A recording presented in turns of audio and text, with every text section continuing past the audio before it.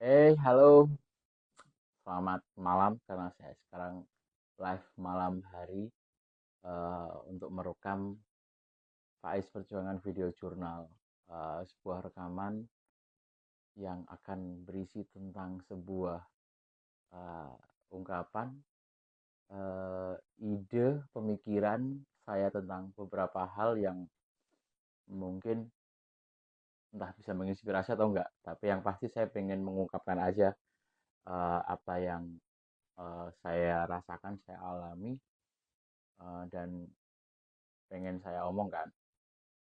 Tujuan dari video jurnal ini sebetulnya untuk ya saya pengen mengetahui aja pola pikir yang saya bangun selama ini, yang saya alami, dan uh, mungkin bisa bermanfaat bagi saya ketika saya membuka kembali video ini nanti. Dan saya berusaha rutin untuk sehari sekali, jam berapapun uh, bisa tayang, akan saya tayangin gitu. Dan pada kesempatan kali ini mungkin saya pengen cerita tentang perasaan saya eh, tentang sebuah ketika eh, sebuah solusi lah, kalau mungkin kebetulan saya adalah seorang guru bimbingan konseling dan kebetulan mendapatkan tugas tambahan sebagai wakil kepala sekolah bagian humas. eh, saya memiliki sebuah ide sih waktu itu, dan mungkin ini sudah dilaksanakan di beberapa sekolah, tentang bahwa di SMK itu kan eh, kebutuhan SMK itu ketika dia pengen maju.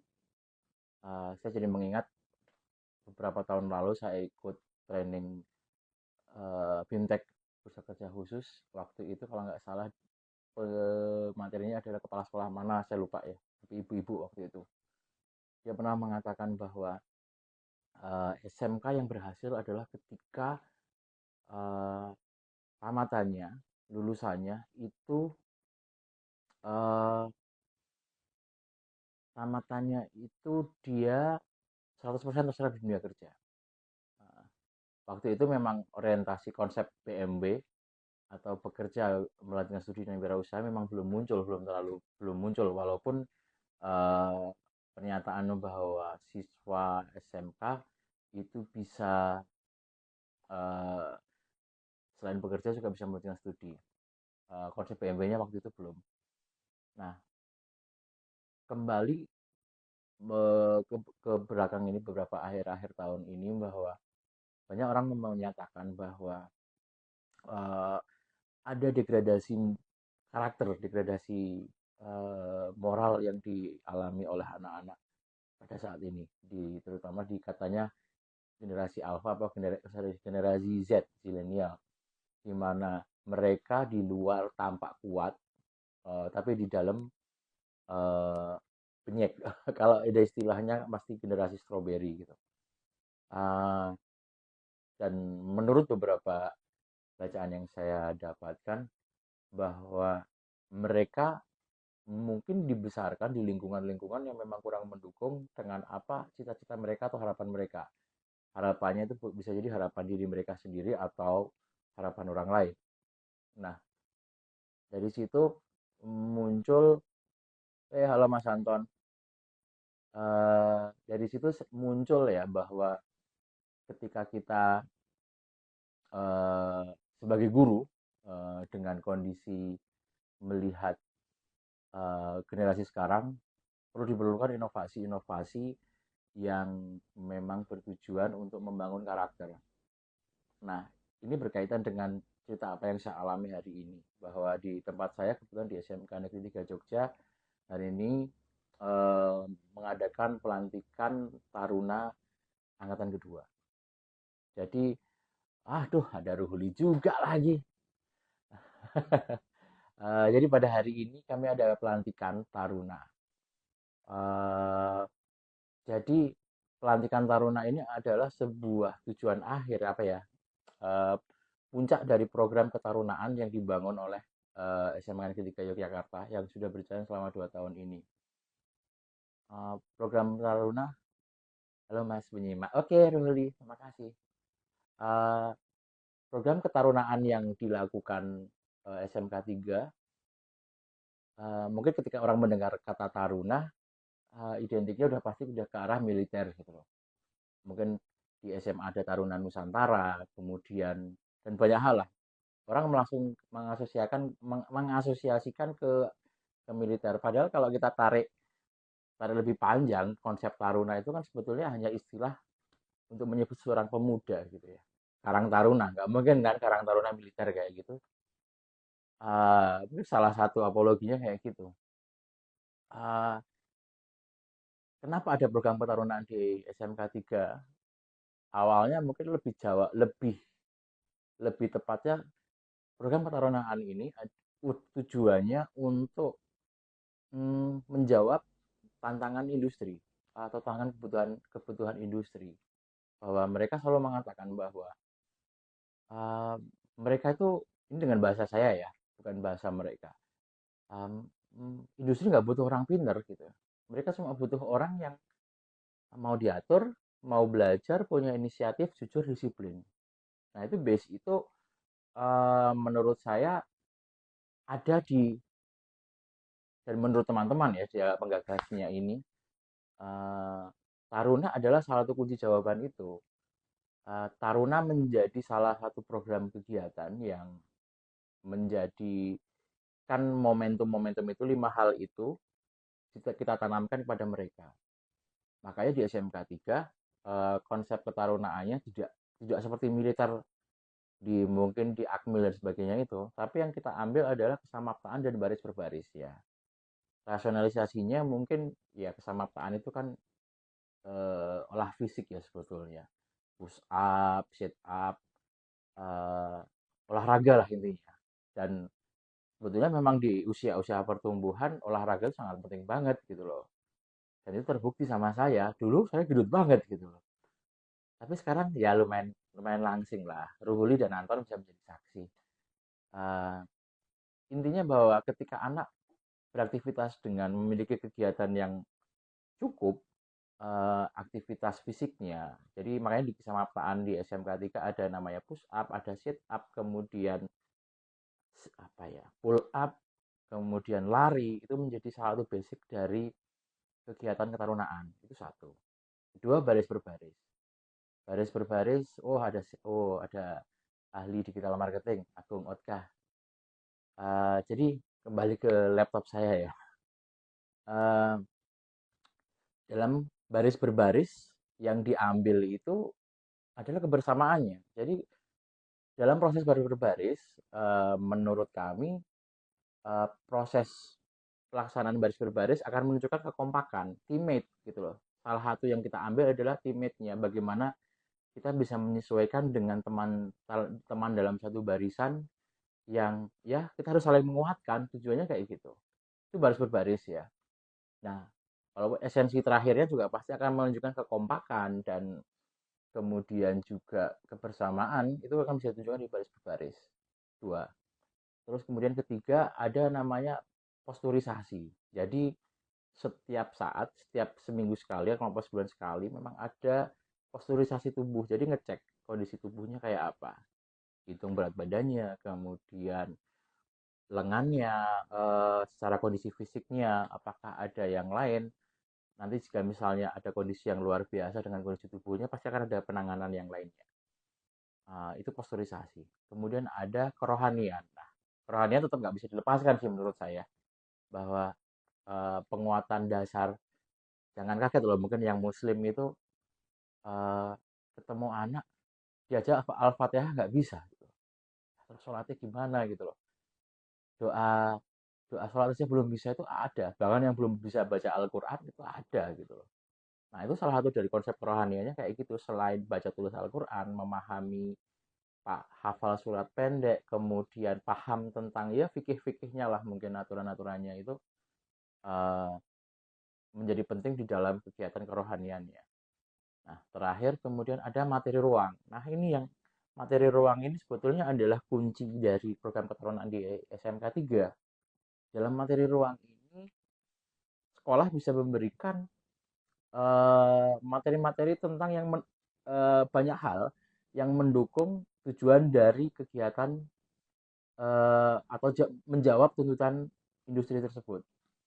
Ada yang bisa dipahamkan tentang karir, kemudian eh, dipahamkan tentang gimana sih caranya membangun, eh, memantapkan karirnya dari awal, mau kemana anak-anak ini setelah lulus nanti. Nah, itu juga bagian dari kegiatan ini, pemahaman-pemahaman mungkin juga kami juga kerjasama dengan puskesmas tentang kesehatan, kemudian bahkan tentang finansial literasi, itu juga kami kami berikan juga ke mereka gitu. Dan di sini peran bimbingan dan konseling cukup masuk menurut saya. Nah, 5 hal itu, baris berbaris, kemudian samaptaan, kemudian kerohanian, materi ruang, dan posturisasi. Itu adalah 5 hal yang dikonsenkan dalam kegiatan program ketarunaan di SMK 3. Dan kami setiap semester itu ada rapotnya juga, bagaimana progresnya setiap bulan, kondisinya seperti apa. Itu benar-benar diatur, diketahui, dan disampaikan ketika terima rapot. Nah, anak-anak di SMK 3 melakukan kegiatan ketarunaan itu setiap seminggu sekali. Materinya full dari pagi sampai jam selesai pulang sekolah. Dilakukan selama seminggu sekali, selama setahun full. Puncaknya adalah hari ini, untuk yang kelas 10 hari ini, ada pelantikan dan luar biasa. Pelantikannya, respon dari Bapak dan Ibu guru, tadi ada salah satu komite sekolah yang mengatakan bahwa setelah anak-anak ikut ketarunaan, banyak perubahan sikapnya. Ya, memang sih nggak semuanya, mungkin ada yang negatif juga ada gitu. Tapi ini menurut saya sih cukup progres gitu ya, karena ada yang uh, saya sebagai guru BK sih melihat bahwa program ketarunaan ini memang ke arahnya ke behavioral banget ya. Karena tadi komite sekolah yang memberikan sambutan mengatakan bahwa semenjak anaknya ikut taruna setelah lulus di sini, sama bapaknya aja dia menghormat. Jadi ada SOP di tempat kami itu, ketika ketemu guru berhenti, hormat, terus nyalami. Dan itu ternyata dilakukan dia, siswa tersebut, ke orang tuanya bahkan. Ya menurut menurut mereka, menurut orang tua itu hal yang bagus gitu ya. Mengapresiasi mungkin orang yang lebih tua. Nah, itu program ketarunaan dari SMK 3. Nah, garis besarnya sebetulnya saya berpikir bahwa untuk di obrolan awal saya tadi bahwa SMK saat ini baiknya itu bisa memfasilitasi BMW bekerja melanjutkan studi wirausaha. Wirausaha bukan berarti harus jualan ya, tapi mindset wirausahanya itu diperlukan. Kalau Mas Agung Otkain tadi teman saya, itu dia wirausahawan, dia mengatakan bahwa untuk menjadi seorang wirausahawan yang perlu diperlukan adalah mindset gitu loh. Mindset, pola pikir wirausahawan, dan pola pikir wirausahawan itu tidak hanya melulu dipakai uh, untuk menjadi seorang wirausaha. Bahkan di dunia kerja, mindset dan pola pikir seorang wirausahawan itu juga diperlukan. Bahkan ketika melanjutkan studi pun juga sama. Penerapannya mungkin yang berbeda-beda. Nah, makanya dengan tujuan BMW tadi, konsep saya yang saya pikirkan adalah seharusnya dari hulu ke hilir, maksudnya dari kelas 1 sampai kelas 3 ada proses-proses yang harus dikuatkan oleh anak-anak tersebut, dan itu harus dilakukan oleh sekolah. Dalam bayangan saya, jika saya menerapkan mengambil contoh dari apa yang saya alami, jadi kalau hulu ke hilir dari kelas 10 sampai kelas 12, apa yang harus dilakukan gitu. Apa yang dilakukan di sekolahan saya sih menurut saya udah tepat gitu. Uh, jadi di kelas 1 anak dikuatkan karakternya di program ketarunaan ini, karakternya, pemahamannya, kedisiplinan, kejujurannya, itu dikuatkan di kelas 1. Di kelas 2 konsep pembelajaran dengan teaching factory, problem based learning itu dikuatkan, project-projectnya dikuatkan juga, dengan mungkin juga bisa dengan kerjasama dengan dunia industri secara real seperti apa, sehingga bisa mendukung ya tujuan dari program pembelajaran di SMK tersebut itu di kelas 2. Nah, di kelas 3 dikuatkan lagi, jadi dari kelas 1 dan kelas 2 setelah dikuatkan, kelas 1 dengan ketarunaan, kelas 2 dengan pembelajaran yang dengan teaching factory dikuatkan diuji di kelas 3 dengan adanya PKL. PKL akan menguatkan dia untuk eh, menguji apa yang sudah dia pelajari di kelas 1 dan kelas 2. Kompetensi sudah pasti. Tapi sekali lagi di dunia kerja kan memang tidak, paling utamanya kan karakter. Itu yang uh, menurut saya harus dikuatkan di kelas 3-nya. Nah, goalsnya, hilirnya itu adalah di BKK, Bursa Kerja Khususnya. Bursa Kerja Khusus selama 3 tahun itu harus mempersiapkan industri-industri yang bisa mendukung siswa tersebut terserap atau sesuai dengan tujuan dari PMB tersebut. Jadi dari kelas 1 dikuatkan dengan ketarunaan, kelas 2 dengan proyek-proyek pembelajaran. Ya seperti di kelas 1 juga ada proyek-proyek pembelajaran yang menguatkan atau mempersiapkan mereka untuk di dunia industri tersebut sesuai dengan kompetensinya. Di kelas 3 dikuatkan dengan PKL, diuji dengan PKL, ya hulunya, hilirnya adalah PKK. Nah, ujungnya ini atau mungkin pusat pengembangan karir siswa lah, itu konsepnya Pak Wikan. Akan diuji di situ. Jawabannya ada di ujung akhirnya di PPKS itu, program pengembangan karir siswa. Nah, karenanya menurut saya di SMK harusnya dikuatkan lah dari hulu ke hilir, dari kelas 1, kelas 2, kelas 3. Konsep programnya harus dikuatkan sehingga ya harapannya outputnya sesuai dengan kebutuhan untuk industri gitu loh. Itu sih menurut saya tentang konsep hulu ke hilir dari proses uh, program penguatan untuk siswa agar dia meraih cita-cita atau harapannya. Ya kurang lebih udah lebih dari 15 menit sih. Padahal saya pengennya 10 menit. Ngobrolin tentang ini sebenarnya bisa panjang sih dan bisa didiskusikan gitu. Tapi kali ini saya coba pengen ngeluarin aja apa yang ada di dalam pikiran saya selama ini. Dan ya menginspirasi atau tidak saya tidak mempedulikan itu, yang pasti saya pengen merekam aja apa yang saya lakukan. Eh, ini juga salah satu masukan dari Mas Anton ketika dia memberikan saran kalau dia mencontoh Flutter waktu itu nggak salah, Flutter itu punya kebiasaan setiap hari menulis apa yang dia rasakan, apa yang dia lakukan, mungkin kalau nggak salah seperti itu. Nanti ketika suatu saat dibuka dia akan mengetahui polanya nih. Kurang lama 15 menit. Wah, kalau lebih dari 15 menit itu podcast aku gitu loh. Tapi aku nggak mau gitu. Tujuanku cuma 10 sampai 15 menit aja. Dan kurang lebih kayak gitu teman-teman. Terima kasih yang sudah menonton. Dari 3 4 sekarang jadi 1 orang.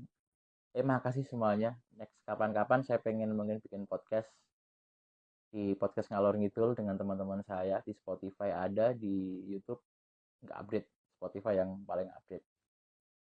Pengen lagi sih ngungkapin ide-ide dan bisa didiskusikan dengan banyak orang. Dan sekian dari saya. Terima kasih. Adios. Ciao.